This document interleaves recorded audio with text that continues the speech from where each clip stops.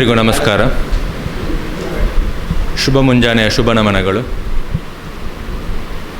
ಮಂಗಳೂರು ವಿಶ್ವವಿದ್ಯಾನಿಲಯ ಮಂಗಳ ಗಂಗೋತ್ರಿ ಜೀವವಿಜ್ಞಾನ ವಿಭಾಗ, ಸೂಕ್ಷ್ಮಾಣುಜೀವ ವಿಭಾಗ ಮತ್ತು ಆಳ್ವಾಸ್ ಕಾಲೇಜ್ ಮೂಡಬಿದ್ರೆ, ಆಳ್ವಾಸ್ ಆಯುರ್ವೇದ ಕಾಲೇಜ್ ಮತ್ತು ಆತ್ಮ ರಿಸರ್ಚ್ ಸೆಂಟರ್ ಇದರ ಜಂಟಿ ಸಹಭಾಗಿತ್ವದಲ್ಲಿ ಇದೇ ತಿಂಗಳ ಡಿಸೆಂಬರ್ 12 ಮತ್ತು 13ನೇ ತಾರೀಕಿನಂದು ಮಂಗಳೂರು ವಿಶ್ವವಿದ್ಯಾನಿಲಯದ ಆವರಣದಲ್ಲಿರುವ ಮಂಗಳ ಸಭಾಂಗಣದಲ್ಲಿ ನಡೆಯಲಿರುವ 2 ದಿನಗಳ ರಾಷ್ಟ್ರೀಯ ವಿಚಾರ ಸಂಕಿರಣದ ಬಗ್ಗೆ ಒಂದು ವಿಸ್ತೃತವಾದ ಒಂದು ಪಕ್ಷಿನೋಟವನ್ನು ಕೊಡುವ ಸಲುವಾಗಿ ನಾವೆಲ್ಲರೂ ಇವತ್ತು ಈ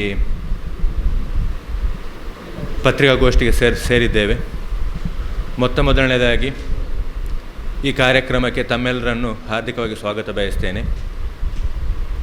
ನಮ್ಮ ಈ 2 ದಿನಗಳ ರಾಷ್ಟ್ರೀಯ ವಿಚಾರ ಸಂಕಿರಣ ಇದಕ್ಕೆ ಸ್ವಾಸ್ಥ್ಯ ಸಂಪದ 2025 ಎಂಬ ವಿಶೇಷ ಶೀರ್ಷಿಕೆಯನ್ನು ಕೊಟ್ಟು ಈ ಒಂದು ಕಾರ್ಯಕ್ರಮದ ಸಂಯೋಜನಾ ಕಾರ್ಯದರ್ಶಿಯಾಗಿ ನಮ್ಮ ಜೊತೆ ಇವತ್ತು ಪ್ರೊಫೆಸರ್ ಎಂ ಜಯಶಂಕರ್ ಸರ್, ಹಿರಿಯ ಪ್ರಾಧ್ಯಾಪಕರು, ಸೂಕ್ಷ್ಮಾಣುಜೀವ ವಿಭಾಗ, ಮಂಗಳೂರು ವಿಶ್ವವಿದ್ಯಾನಿಲಯ.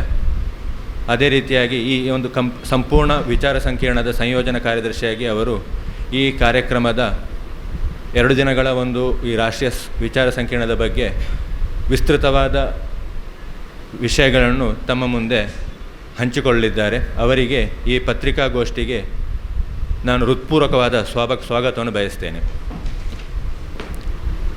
ಅದೇ ರೀತಿಯಾಗಿ ಈ ಸ್ವಾಸ್ಥ್ಯ ಸಂಪದ 2025 ಈ ವಿಚಾರ ಸಂಕಿರಣದ ಸಹ ಸಂಯೋಜನಾ ಕಾರ್ಯದರ್ಶಿಯಾಗಿ ಆಳ್ವಾಸ್ ಆಯುರ್ವೇದ ಕಾಲೇಜು, ಆತ್ಮ ರಿಸರ್ಚ್ ಸೆಂಟರ್ ಇದರ ನಿರ್ದೇಶಕರಾಗಿ ಸೇವೆ ಸಲ್ಲಿಸ್ತಿರುವಂತಹ ಡಾಕ್ಟರ್ ಸುಬ್ರಹ್ಮಣ್ಯ ಪದ್ಯಾನ ಸರ್ ಕೂಡ ನಮ್ಮ ಜೊತೆ ಇದ್ದಾರೆ.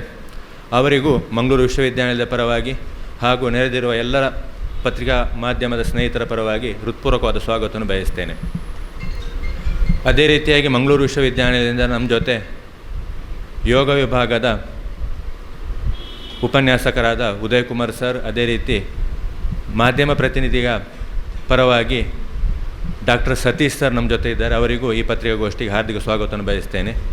ವಿಶೇಷವಾಗಿ ಈ ಒಂದು ಪತ್ರಿಕಾಗೋಷ್ಠಿಗೆ ನೆರೆದಿರತಕ್ಕಂತಹ ಎಲ್ಲ ಪತ್ರಿಕಾ ಮಾಧ್ಯಮದ ಸ್ನೇಹಿತರಿಗೂ ಮಂಗಳೂರು ವಿಶ್ವವಿದ್ಯಾನಿಲಯ ಮಂಗಳ ಗಂಗೋತ್ರಿ ಹಾಗೂ ಈ ಸ್ವಾಸ್ಥ್ಯ ಸಂಪದ 2025 ಈ ವಿಚಾರ ಸಂಕಿರಣದ ಸಂಯೋಜನಾ ತಂಡದ ಪರವಾಗಿ ಹೃತ್ಪೂರ್ವಕ ಪ್ರೀತಿಪೂರ್ವಕ ಸ್ವಾಗತವನ್ನು ಬಯಸ್ತೇನೆ. ಮಿತ್ರರಿಗೆ ನಮಸ್ಕಾರಗಳು. ನಾನು ಪ್ರೊಫೆಸರ್ ಎಂ ಜಯಶಂಕರ್ ಅಂಥೇಳಿ, ಸೂಕ್ಷ್ಮಾಣುಜೀವ ವಿಜ್ಞಾನ ವಿಭಾಗದಲ್ಲಿ ಹಿರಿಯ ಪ್ರಾಧ್ಯಾಪಕ ಮತ್ತು ಈ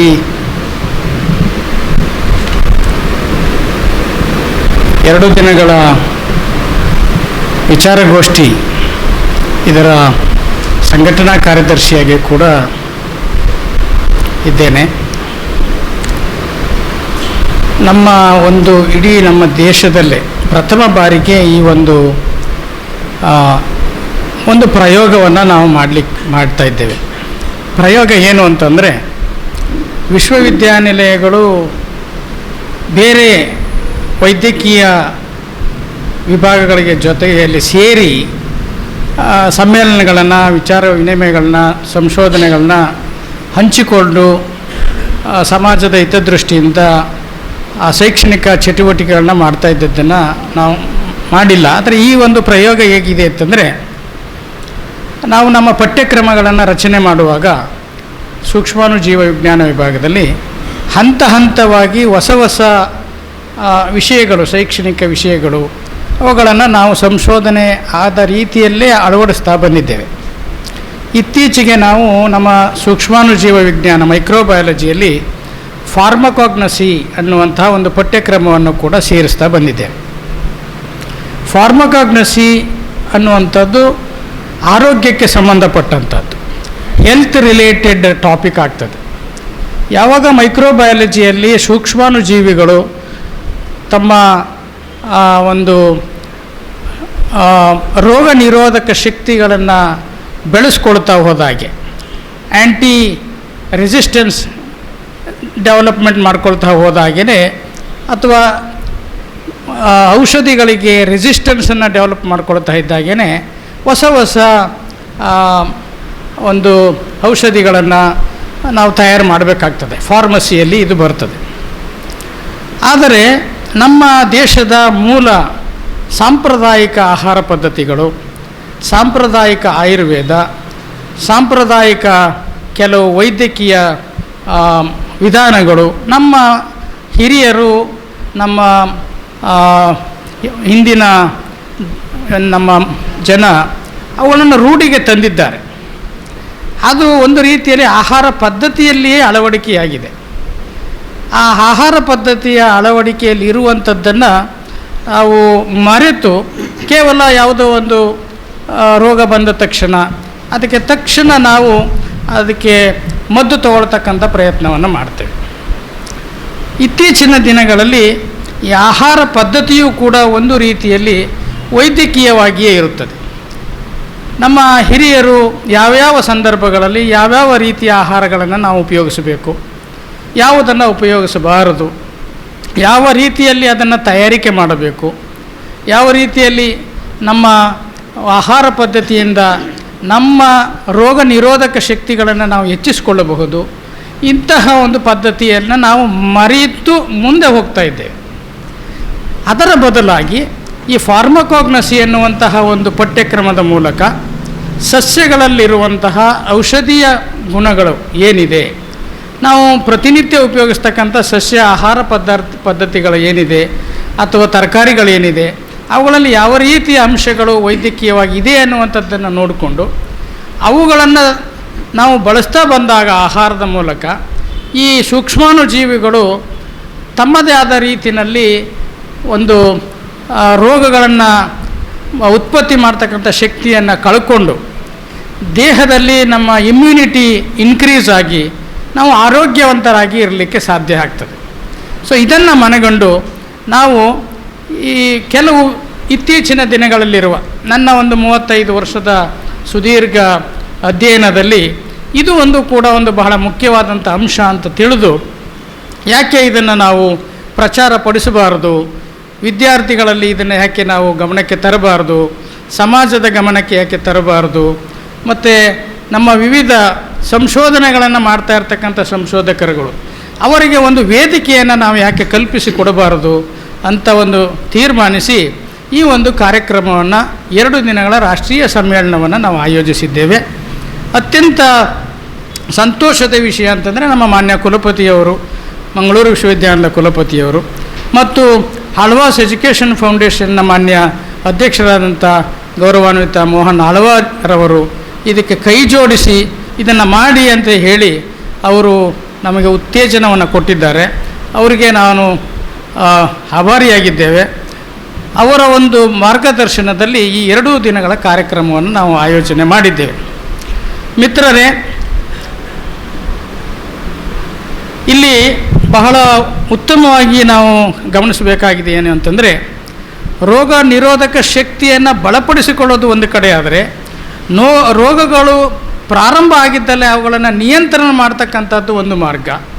ಮತ್ತು ಅದಕ್ಕೆ ಬೇಕಾದಂಥ ಯೋಗ ಪದ್ಧತಿಗಳು, ಆಹಾರ ಪದ್ಧತಿಗಳು, ನಮ್ಮ ಸಾಕು ಪ್ರಾಣಿಗಳಲ್ಲಿ ಬರ್ತಕ್ಕಂಥ ಒಂದು ಕೆಲವು ರೋಗ ರುಜಿನಗಳು, ಮಾನವನಿಗೆ ಆಗಾಗ ಬರುವಂತಹ ಇತ್ತೀಚೆಗೆ ತಮಗೆ ಗೊತ್ತಿದೆ ಏನು ಗ್ಲೋಬಲ್ ವಾರ್ಮಿಂಗ್ ಇದೆ, ಚೇಂಜಸ್ ಇದೆ, ಈ ಎಲ್ಲ ವಾತಾವರಣದ ಚೇಂಜಸ್ ಇದೆ, ಬೇರೆ ಬೇರೆಯ ರೋಗಾಣುಗಳು ಉತ್ಪತ್ತಿಗಳಾಗ್ತಾ ಇದೆ. ಅದಕ್ಕೆ ಸಂಬಂಧಪಟ್ಟ ಹಾಗೆ ಬಹಳ ಉತ್ತಮವಾದಂಥ ಒಂದು ಪ್ರಕ್ರಿಯೆ ಅಂತಂದರೆ ಈ ಔಷಧೀಯ ರೂಪದಲ್ಲಿ ನಮ್ಮ ಆಹಾರ ಪದ್ಧತಿಯನ್ನು ಮಾಡ್ಕೊಳ್ತಕ್ಕಂಥದ್ದು. ಇದಕ್ಕೆ ಸಂಬಂಧಪಟ್ಟಾಗೆ ನಾವು ಈ ಒಂದು ಸಮ್ಮೇಳನವನ್ನು ಏರ್ಪಡಿಸಿದ ತಕ್ಷಣ ಆ ಬ್ರೋಷರನ್ನು ನಾವು ರಿಲೀಸ್ ಮಾಡಿದ ತಕ್ಷಣ ನಮಗೆ ಅತ್ಯಂತ ಉತ್ಸಾಹದಾಯಕವಾದಂಥ ಪ್ರತಿಕ್ರಿಯೆಗಳು ಬಂದಿದೆ. ಎಂಥ ಪ್ರತಿಕ್ರಿಯೆಗಳು ಬಂದಿದೆ ಅಂದರೆ ಸುಮಾರು 262 ಜನ ಈ ವಿದ್ಯಾರ್ಥಿಗಳು ಇದಕ್ಕೆ ನೋಂದಣಿಯನ್ನು ಮಾಡಿದ್ದಾರೆ.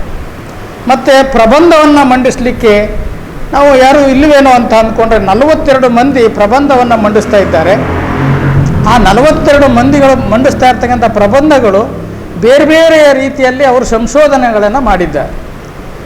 ಮತ್ತು ಸುಮಾರು 48 ವಿದ್ಯಾರ್ಥಿಗಳು ಪೋಸ್ಟರ್ ಮೂಲಕ ಅವರ ಸಂಶೋಧನೆಗಳನ್ನ ಪ್ರಚಾರ ಮಾಡ್ತಾ ಇದ್ದಾರೆ. ಇದರ ಜೊತೆಯಲ್ಲಿ ನಮಗೆ ಫಾರ್ಮಸಿ ಕಾಲೇಜಿಂದ ಉತ್ತೇಜನ ಬರ್ತದೆ ಇಲ್ಲವೋ ಅನ್ನುವಂಥ ಒಂದು ಸಂಶಯ ಇತ್ತು. ಸುಮಾರು 80 ವಿದ್ಯಾರ್ಥಿಗಳು ಫಾರ್ಮಸಿಯವರೇ ಕೂಡ ಇದರಲ್ಲಿ ನೋಂದಣಿಯನ್ನು ಮಾಡಿದ್ದಾರೆ. ಅಂದರೆ ಎಲ್ಲ ಒಂದು ಕಡೆ ನಮ್ಮ ಸಾಂಪ್ರದಾಯಿಕ ವಿಶ್ವವಿದ್ಯಾನಿಲಯಗಳ ಅಧ್ಯಯನ ಮತ್ತು ಈ ರೀತಿಯ ಪ್ರೊಫೆಷನಲ್ ಸಂಸ್ಥೆಗಳು ಏನಿದೆ ಫಾರ್ಮಸಿ ಅವುಗಳು ಕೂಡ ಜೋಡಿ ಆದಾಗ ಇನ್ನೂ ಉತ್ತಮವಾದಂಥ ಸಂಶೋಧನೆಗಳು ಉತ್ತಮವಾದಂಥ ರೀತಿಯಲ್ಲಿ ಆಗುವ ಸಾಧ್ಯತೆ ಇದೆ ಅನ್ನುವಂಥದ್ದು ನಮಗೆ ಮನಗಂಡು ಬರ್ತದೆ. ಮಂಗಳೂರು ವಿಶ್ವವಿದ್ಯಾನಿಲಯದ ಒಂದರಲ್ಲೇ 160 ಆಸಕ್ತಿ ವಿದ್ಯಾರ್ಥಿಗಳು ಇಲ್ಲಿ ನೋಂದಣಿ ಮಾಡಿದ್ದಾರೆ. ಮಹಾರಾಷ್ಟ್ರದಿಂದ, ಕೇರಳದಿಂದ ಮತ್ತು ಮಧ್ಯಪ್ರದೇಶದಿಂದ ಕೆಲವರು 15-20 ಜನ ರಿಜಿಸ್ಟರ್ ಮಾಡಿದ್ದಾರೆ. ಈ ಸಮ್ಮೇಳನದಲ್ಲಿ ಬಹಳ ಮುಖ್ಯವಾದದ್ದು ಏನು ಅಂತಂದರೆ, ನಾವು ಬ್ರೋಷರ್ ರಿಲೀಸ್ ಮಾಡಿದ ತಕ್ಷಣ ಸುಮಾರು 20-25 ಜನ ಬೇರೆ ಬೇರೆಯ ಪ್ರತಿಭಾನ್ವಿತ ಸಂಶೋಧನಾ ತಜ್ಞರು ನಾವು ಇದ್ರ ಬಗ್ಗೆ ಟಾಕ್ ಕೊಡ್ತೇವೆ ಅಂತ ಮುಂದೆ ಬಂದರು. ನಾವು ಅದನ್ನು ಕಡಿತಗೊಳಿಸಿ 10 ಜನ ಪ್ರತಿಭಾನ್ವಿತ ತಜ್ಞರಿಂದ ಈ ಉಪನ್ಯಾಸಗಳನ್ನು ಏರ್ಪಡಿಸಿದ್ದೇವೆ. ಅದರ ಪಟ್ಟಿಯನ್ನು ತಮಗೆ ಕೊಟ್ಟಿದ್ದೇವೆ, ರಿಸೋರ್ಸ್ ಪರ್ಸನ್ಸು. ಅಲ್ಲಿ ನೋಡಿ, Sandalwood and holistic management of wealth. ನಾವು ಸ್ಯಾಂಡಲ್ವುಡ್ಡನ್ನು ಯೂಸ್ ಮಾಡ್ತಾ ಇದ್ದೇವೆ, ಹಬ್ಬ ಹರಿದಿನಗಳಲ್ಲಿ ಯೂಸ್ ಮಾಡ್ತಾ ಇರ್ತೇವೆ. ಆದರೆ ಅದು ಯಾವ ರೀತಿಯಲ್ಲಿ ಆರೋಗ್ಯದ ಬಗ್ಗೆ ಇದೆ, ಇದನ್ನು ಒಬ್ಬರು IAS ಅಧಿಕಾರಿ, ಜಿಲ್ಲಾಧಿಕಾರಿಗಳಾಗಿದ್ದರು, ಅವರು ಅದನ್ನು ಮಂಡಿಸ್ತಾ ಇದ್ದಾರೆ. ಮತ್ತೊಂದು ಬಹಳ ಮುಖ್ಯವಾದದ್ದು, essence of yoga and Ayurvedic practices. ಯೋಗವನ್ನು ನಾವು ಅಳವಡಿಸ್ಕೊಳ್ಳೋದ್ರ ಮೂಲಕ ನಮ್ಮ ಮಾನಸಿಕ ಮತ್ತು ದೈಹಿಕ ವ್ಯವಸ್ಥೆ ಏನು ಆಗ್ತದೆ ಅದರ ಮೂಲಕವೂ ಕೂಡ ನಮ್ಮ ದೇಹದ ಒಳಗಿರುವಂತಹ ಬ್ಯಾಕ್ಟೀರಿಯಾಗಳು, ಗಟ್ ಬ್ಯಾಕ್ಟೀರಿಯಾ ಅಂತ ಕರಿತೇವೆ, ಅವುಗಳು ಯಾವ ರೀತಿಯಲ್ಲಿ ನಮಗೆ ಆರೋಗ್ಯವನ್ನು ಕಾಪಾಡಲಿಕ್ಕೆ ಸಹಕಾರಿ ಆಗ್ತದೆ, ಮಾನಸಿಕ ಸ್ಥಿಮತೆ ಎಷ್ಟು ಮುಖ್ಯ ಅನ್ನುವಂಥದ್ದು ಅದರ ಬಗ್ಗೆ ಒಂದು ಟಾಕ್ ಇದೆ. ಮತ್ತು bridging tradition and technology, strategies to potential herbal therapeutics ಅಂತೇಳಿ ಪ್ರೊಫೆಸರ್ ಹರಿದಾಸ್ ಅಂತವರು, ಇವರು emeritus professor, senior most professor, ಸುಮಾರು 40 ವರ್ಷಗಳ ಕಾಲ ಅವರು ಅಧ್ಯಯನ ಮಾಡಿದ್ದಾರೆ. ಅನೇಕ ರೀತಿಯ ಪ್ರೋಟೀನ್ ಸ್ಟ್ರಕ್ಚರ್ಸ್ಗಳನ್ನು ಅವರು ಬಿಡುಗಡೆ ಮಾಡಿದ್ದಾರೆ ಕೇರಳದಲ್ಲಿ. ಅವರು ಈ ಟ್ರೆಡಿಷನಲ್ಸ್ ಏನಿದೆ ನಮ್ಮ ಸಾಂಪ್ರದಾಯಿಕವಾದಂಥದ್ದು ಅದು ಮತ್ತು ಈ ಹರ್ಬಲ್ ಥೆರಪಿಟಿಕ್ಸಿಂದ ಹೇಗೆ ಹೆಲ್ತ್ ಇದೆ, ಪೊಟೆನ್ಷಿಯಾಲಿಟೀಸ್ ಇದೆ ಅನ್ನುವಂಥದ್ದನ್ನು ಕೂಡ ಅವರು ಮಾಡ್ತಾ ಇದ್ದಾರೆ. ಇದರ ಜೊತೆಯಲ್ಲಿ ನಮ್ಮ ವೆಸ್ಟರ್ನ್ ಘಾಟ್ ಮಹಾರಾಷ್ಟ್ರದಿಂದ ಕನ್ಯಾಕುಮಾರಿವರೆಗೆ ಸುಮಾರು 6000 ಕಿಲೋಮೀಟರ್ ಅಷ್ಟು ವಿಸ್ತಾರ ಇದೆ. ಅಷ್ಟು ವಿಸ್ತೀರ್ಣದ ಸಸ್ಯ ಪ್ರಭೇದಗಳನ್ನು ಯಾರೂ ಅದು ಅಧ್ಯಯನ ಮಾಡಲಿಕ್ಕೆ ಸಾಧ್ಯ ಇಲ್ಲ. ಮಹಾರಾಷ್ಟ್ರದವರೊಬ್ಬರು, ಕೇರಳದವರೊಬ್ಬರು ಅದರ ಬಗ್ಗೆ ಬೆಳಕು ಚೆಲ್ಲಲಿಕ್ಕಿದ್ದಾರೆ. ಮತ್ತು ಯಾವ ರೀತಿ ಮೆಡಿಸಿನಲ್ ಪ್ಲ್ಯಾಂಟ್ಸ್ಗಳನ್ನ ನಾವು ಐಡೆಂಟಿಫೈ ಮಾಡಬೇಕು. ಎಷ್ಟೋ ಪ್ಲ್ಯಾಂಟ್ಸ್ಗಳು 2-2, 3-3 ಒಂದೇ ಥರ ಇರ್ತದೆ.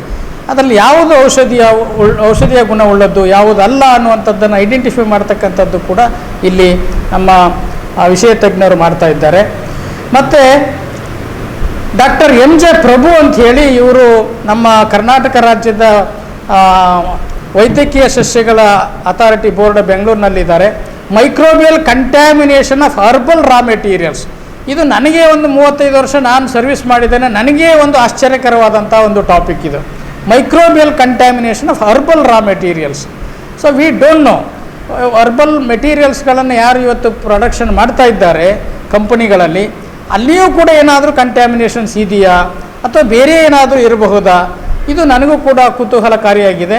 ಅವರು ಇದ್ರ ಬಗ್ಗೆ ಒಂದು ಬೆಳಕನ್ನು ಚೆಲ್ಲಲಿಕ್ಕಿದ್ದಾರೆ.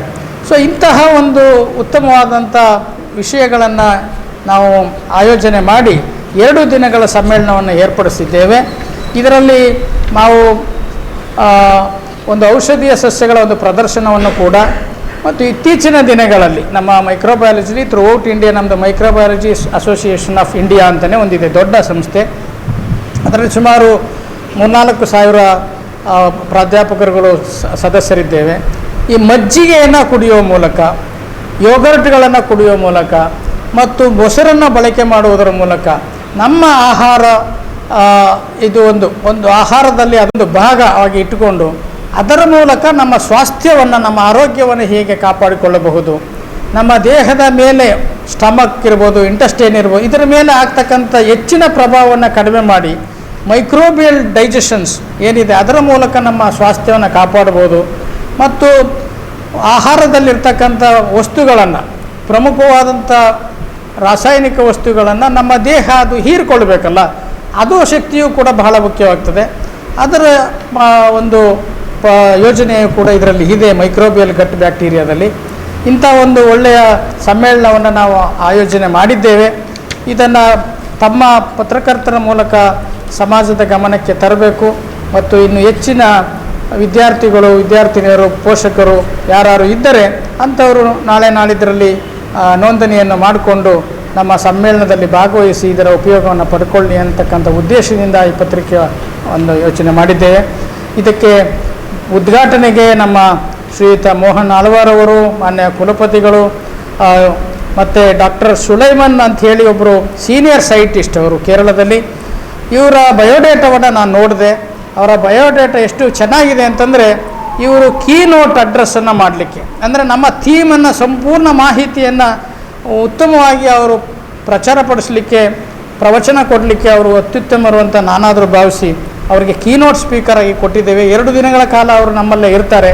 ಉತ್ತಮವಾದಂಥ ಒಂದು ಈ ಸಮ್ಮೇಳನಕ್ಕೆ ತಾವು ಹೆಚ್ಚಿನ ಪ್ರಚಾರವನ್ನು ಕೊಡಬೇಕು ಮತ್ತು ಈ 2 ದಿನಗಳ ಕಾರ್ಯಕ್ರಮದಲ್ಲಿ ತಾವು ಭಾಗವಹಿಸಿ ಇದರ ಹೆಚ್ಚಿನ ಪ್ರಕಟಣೆಗಳನ್ನು, ಮಾಹಿತಿಗಳನ್ನು ಸಾರ್ವಜನಿಕರಿಗೆ ತಿಳಿಸ್ತಕ್ಕಂಥದ್ದಕ್ಕೆ ತಾವು ಸಹಕರಿಸಬೇಕು ಅಂತೇಳಿ ತಮ್ಮಲ್ಲಿ ಅತ್ಯಂತ ಪ್ರೀತಿಯಿಂದ, ಗೌರವದಿಂದ ತಮ್ಮಲ್ಲಿ ವಿನಂತಿ ಮಾಡಿಕೊಳ್ತೇನೆ.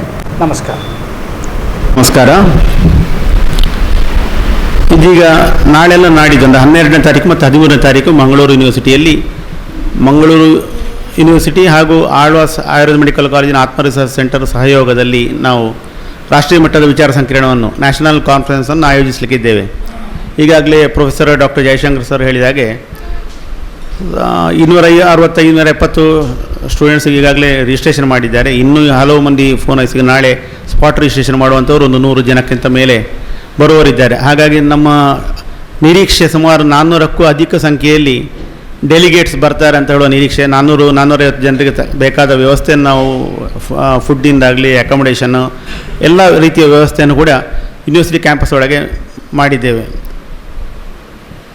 ಇತ್ತೀಚಿನ ದಿನಗಳಲ್ಲಿ ನಾವು ಒಂದೊಂದು ಶಾಸ್ತ್ರ ಅವರದ್ದು, ಮೈಕ್ರೋಬಯಾಲಜಿ ಆದರೆ ಅದರಲ್ಲಿ ಮಾತ್ರ, ನಮ್ಮದು ಆಯುರ್ವೇದ ಆದರೆ ಅದು ಮಾತ್ರ, ಯೋಗ ಆದರೆ ಅದು ಮಾತ್ರ, ಈ ರೀತಿ ಅಧ್ಯಯನ ಮಾಡೋದನ್ನು ಬಿಟ್ಟು ಇಂಟಗ್ರೇಟೆಡ್ ಅಪ್ರೋಚ್ ಅಂದರೆ ಒಂದಕ್ಕೊಂದು ಪರಸ್ಪರ ಸಂಬಂಧ ಹೇಗಿದೆ. ಈಗ ಆಯುರ್ವೇದ ಯೋಗ ಅಥವಾ ಆಯುರ್ವೇದ BSc MSc ಮಾಡುವಂಥ ಫಿಸಿಕ್ಸ್, ಕೆಮಿಸ್ಟ್ರಿ, ಮ್ಯಾಥ್ಸ್, ಬಯಾಲಜಿಯ ಅಥವಾ ಮೈಕ್ರೋಬಯಾಲಜಿ ಇನ್ನಿತರ ಸೈನ್ಸ್ ಸಬ್ಜೆಕ್ಟ್ಸ್ಗಳು ಮತ್ತು ಆಯುರ್ವೇದಕ್ಕೆ ಯಾವ ರೀತಿ ಪೂರಕವಾಗಿದೆ, ಅಥವಾ ಆಯುರ್ವೇದ ಮತ್ತು ಇಂಜಿನಿಯರಿಂಗ್ ಅಥವಾ ಮೆಡಿಕಲ್ ಮತ್ತು ಇಂಜಿನಿಯರಿಂಗ್, ಈ ರೀತಿ ಒಂದಕ್ಕೊಂದು ಪರಸ್ಪರ ನಾವು ಒಗ್ಗೂಡಿದರೆ ವಿಶೇಷವಾದ ಏನನ್ನು ಸಾಧಿಸ್ಬೋದು, ಆ ಬಗ್ಗೆ ಚಿಂತನೆ ನಡೀತಾ ಇದೆ. ಅಂದರೆ ನಾವು ಎಲ್ಲ ರೀತಿಯಲ್ಲೂ ಇಂಟಗ್ರೇಟೆಡ್ ಅಪ್ರೋಚು ಈ ದಿನದ ಪರಿಸ್ಥಿತಿಗೆ ಅಗತ್ಯ ಇದೆ ಅನ್ನಿಸ್ತದೆ ನನಗೆ. ಸೊ ಈ ಯೋಜನೆಯೊಂದಿಗೆ ನಾನು ಹಾಗೂ ಪ್ರೊಫೆಸರ್ ಜಯಶಂಕರ್ ಸರ್ ಅವರು ಮಾತಾಡಿಕೊಂಡಾಗ ನಾವು ಯಾಕೆ ಈ ರೀತಿ ಒಂದು ಕಾನ್ಫರೆನ್ಸ್ ಮಾಡಬಾರ್ದು, ಯಾಕಂದರೆ ನಾವು ಆಯುರ್ವೇದದಲ್ಲಿ ಎಷ್ಟೋ ಸಮ್ಮೇಳನಗಳನ್ನು ಮಾಡಿದ್ದೇವೆ. ಅವರು ಕೂಡ MSc ಇದರ ಸಂಬಂಧಪಟ್ಟ ವಿಶ್ವವಿದ್ಯಾನಿಲಯ ಮಟ್ಟದಲ್ಲಿ ಎಷ್ಟೋ ಸಮ್ಮೇಳನ ಆಯೋಜಿಸಿದ್ದಾರೆ. ಆದರೆ ಈ ಆಯುರ್ವೇದದಲ್ಲಿ ರಿಸರ್ಚ್ ಹಾಗೂ MSc ಈ ರೀತಿಯೊಂದು ಕಾಂಬಿನೇಷನಲ್ಲಿ ನಾವು ಸಮ್ಮೇಳನ ಮಾಡಿದ್ದು ಅಥವಾ ಬೇರೆ ಕಡೆ ಸಮ್ಮೇಳನ ಮಾಡಿದ್ದನ್ನು ನೋಡಿದ್ದು ಕೂಡ ತುಂಬ ಅಪರೂಪ. ಇಂಥ ಕಾರ್ಯಕ್ರಮ ಬಹಳ ವಿರಳ. ಆದರೆ ಇದೊಂದು ಹೊಸ ಕಾನ್ಸೆಪ್ಟ್. ಈಗ ಆಯುರ್ವೇದ, ಯೋಗ ಆಗಲಿ, ನ್ಯಾಚುರೋಪತಿ, MSc ಎಲ್ಲ ಸಬ್ಜೆಕ್ಟ್ಸು, ಬಯೋಕೆಮಿಸ್ಟ್ರಿ, ಮೈಕ್ರೋಬಯಾಲಜಿ, ಈ ರೀತಿ ಎಲ್ಲ ಲೈಫ್ ಸೈನ್ಸ್ಗಳು ಎಲ್ಲ ಒಟ್ಟು ಸೇರಿ ಒಂದು ಸಮ್ಮೇಳನ ಮಾಡ್ತಿರೋದು ತುಂಬ ವಿರಳ ಅನ್ನಿಸ್ತದೆ. ಇದರಿಂದ ನಮ್ಮ ಸಂಸ್ಥೆಯ ಅಧ್ಯಕ್ಷರಾದ ಡಾಕ್ಟರ್ ಮೋಹನ್ ಆಳ್ವರು ಹಾಗೂ ಇಲ್ಲಿಯ ಕುಲಪತಿಗಳಾದ ಪ್ರೊಫೆಸರ್ KL ಧರ್ಮ ಸರ್ ಕೂಡ ಭಾಳ ಸಂತೋಷದಿಂದ ಒಪ್ಪಿಕೊಂಡು ಈ ಸಮ್ಮೇಳನಕ್ಕೆ ಸತತ ಮಾರ್ಗದರ್ಶನ, ಪ್ರೋತ್ಸಾಹ ನೀಡ್ತಿದ್ದಾರೆ. ಇದೆಲ್ಲದರ ಒಂದು ಒಕ್ಕೂಟವೇ ನಾಳ್ದಿನ ಸಮ್ಮೇಳನ. ಇದರಲ್ಲಿ ಎಲ್ಲ ವಿದ್ಯಾರ್ಥಿಗಳು ಯಾರು ಬೇಕಾದರೂ ಬಂದು ಭಾಗವಹಿಸ್ಬೋದು. ಆ ರೀತಿಯ ಒಂದು ರೀತಿಯ ಸಮ್ಮೇಳನ. ಯಾರಿಗೂ ಪ್ರತಿಯೊಬ್ಬರಿಗೂ ಬಂದವರಿಗೆ ಇದರಲ್ಲಿ ಏನೂ ವಿಷಯ ಸಿಗಲಿಲ್ಲ ಅಂತಿಲ್ಲ. ಪ್ರತಿಯೊಬ್ಬರಿಗೂ ಕೂಡ ಈ ಒಂದು ಸಾಮಾನ್ಯ ವ್ಯಕ್ತಿ ಕೂಡ ಒಬ್ಬರು ಬಂದರೂ ಕೂಡ ಅವನಿಗೂ ಇದರಲ್ಲಿ ಒಂದು ರೀತಿಯ ವಿಶೇಷ ಅನುಭವ ಸಿಗ್ಬೋದು. ಒಂದು ಔಷಧಿ ಸಸ್ಯಗಳನ್ನು ಬೆಳೆಸುವುದು ಹೇಗೆ, ಒಬ್ಬ ರೈತ ಬಂದು ಸಮ್ಮೇಳನದಲ್ಲಿ ಕೂತರು ಕೂಡ ಅವನಿಗೂ ಕೂಡ ಪ್ರಯೋಜನ ಆಗ್ಬೋದು. ಈ ಔಷಧಿ ಸಸ್ಯಗಳನ್ನು ಬೆಳೆಸೋದು ಹೇಗೆ, ಅದನ್ನು ಮಾರ್ಕೆಟಿಂಗ್ ಮಾಡೋದು ಹೇಗೆ, ಅದರಿಂದ ಮಾರ್ಕೆಟಿಂಗ್ ಮಾಡಿ ಯಾವ ರೀತಿಯ ಹಣ ಅಥವಾ ಇದು ಮಾಡ್ಬೋದು, ಯಾವ ರೀತಿ ಅದನ್ನು ಔಷಧೀಯ ಫಾರ್ಮಸಿಗಳಿಗೆ ನಾವು ಕೊಡ್ಬೋದು, ಅಲ್ಲಿಂದ ಮಾರ್ಕೆಟಿಂಗ್ ಮಾಡೋದು ಹೇಗೆ, ಇದೆಲ್ಲದರ ಬಗ್ಗೆ ಒಂದು ಮಾಹಿತಿ ಕೊಡುವಂಥ ಸಮ್ಮೇಳನ. ಅದನ್ನು ಕೇವಲ ಒಂದು ಔಷಧ ಸಸ್ಯಗಳ ರಿಸರ್ಚ್ ಅಂತ ಮಾತ್ರ ಅಲ್ಲ, ಒಂದು ರಿಸರ್ಚಿಂದ ಒಂದು ಪ್ರಾಡಕ್ಟಿಂದ ಒಂದು ಮೆಡಿಸಿನಿಂದ ಒಂದು ಚಿಕಿತ್ಸೆ, ಈ ರೀತಿಯಲ್ಲಿ ಜಗತ್ತೇವ ಮನೌಷಧಂ ಅಂತ ಶಾಸ್ತ್ರದಲ್ಲಿ ಹೇಳ್ತಾರೆ. ಜಗತ್ತಿನಲ್ಲಿ ಔಷಧವಲ್ಲದ ಸಸ್ಯಗಳೇ ಇಲ್ಲ, ಆ ರೀತಿ.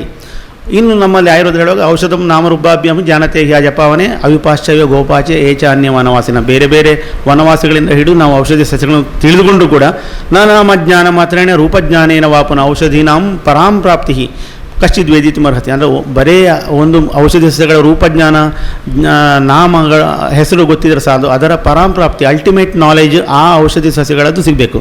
ಸೊ ಆ ರೀತಿ ಪರಾಂಪ್ರಾಪ್ತಿ ಅಂದರೆ ಎಲ್ಲ ಪರಿಪೂರ್ಣ ಜ್ಞಾನವನ್ನು ಒಂದು ಔಷಧಿ ಸಸ್ಯಗಳ ಬಗ್ಗೆ ಪಡಿಬೇಕಾದರೆ ಇಂಥ ಸಮ್ಮೇಳನಗಳ ಅಗತ್ಯ. ಇದಕ್ಕೂ ನಾವು ಈ ಸಮ್ಮೇಳನವನ್ನು ಆಯೋಜಿಸಿದ್ದೇವೆ. ಒಂದು ಇಂಥ ಸಮ್ಮೇಳನ ಮಾಡುವಾಗ ತುಂಬ ನಾವು ಪೂರ್ವ ತಯಾರಿ ಬೇಕಾಗ್ತದೆ, ಅದಕ್ಕೆ ಬೇಕಾದ ತಯಾರಿ ಎಲ್ಲ ಮಾಡಿದ್ದೇವೆ. ಸಮ್ಮೇಳನ ಯಶಸ್ಸಾಗ್ಬೋದು ಅಂತ ನಮ್ಮ ಹಾರೈಕೆ, ಆಶಯ. ಅದಕ್ಕೆ ಎಲ್ಲರ ಸರ್ವ ಸಹಕಾರ, ಪತ್ರಿಕೋದ್ಯಮದವರ ಸಹಕಾರ ಕೊಡಬೇಕು. ನಿಮ್ಮ ಎಲ್ಲರ ಸಹಕಾರಕ್ಕೆ ನಾವು ಋಣಿಗಳಾಗಿದ್ದೇವೆ. ಹಾಗೂ ನಮ್ಮ ಈ ಆಳ್ವಾಸ್ ಆಯುರ್ವೇದ ಕಾಲೇಜು ಹಾಗೂ ಮಂಗಳೂರು ಯೂನಿವರ್ಸಿಟಿಯ ಪರವಾಗಿ ಪತ್ರಿಕೋದ್ಯಮದ ಎಲ್ಲ ಮಿತ್ರರಿಗೆ ಧನ್ಯವಾದಗಳನ್ನು ಹೇಳ್ತಾ, ನಮ್ಮ ಹಿರಿಯರಾದ ಪ್ರೊಫೆಸರ್ ಜಯಶಂಕರ್ ಸರ್ ಹಾಗೂ ಪ್ರೊಫೆಸರ್ ಶರತ್ ಅವರಿಗೂ ಧನ್ಯವಾದಗಳನ್ನು ಹೇಳ್ತಾ, ಸೇರಿ ಎಲ್ಲರಿಗೂ ಮತ್ತೊಮ್ಮೆ ಶುಭಾಶಯಗಳನ್ನು ಹೇಳ್ತಾ ಧನ್ಯವಾದಗಳನ್ನು ಹೇಳ್ತೇನೆ.